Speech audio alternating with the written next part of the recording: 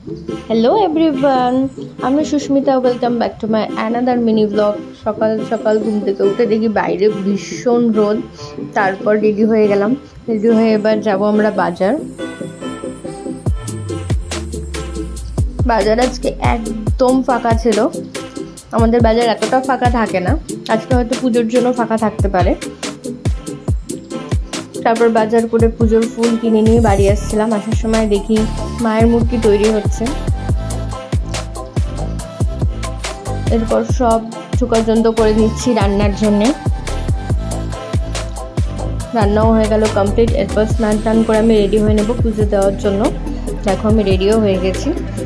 এবার আমি পুজো দিতে যাবো, যেহেতু আজকে মনসা পূজা ছিল। এবার আমরা দুজন মিলে বেরিয়ে পড়লাম মন্দিরে যাওয়ার জন্য।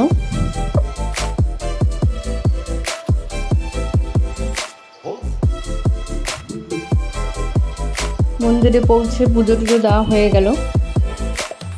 পুজো দিয়ে এবার চলে গেলাম একটু এদিক ওদিক ঘুরতে।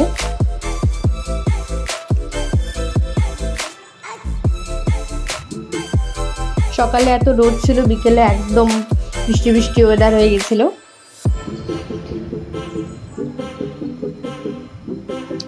এবার বাড়ি ফিরছি আমরা। বাড়ি ফিরে খাওয়া দাওয়া করে একটু রেস্ট করে নিলাম। সন্ধ্যার দিকে দেখি খুব বৃষ্টি। দেখো বৃষ্টির মধ্যে তার ভেজার কি তাল। ও ভিজতে খুব ভালোবাসে। এরপর বৃষ্টি থামার পর আমরা চলে গেলাম একটু শপিং মলে, কিছু কেনাকাটা করলাম।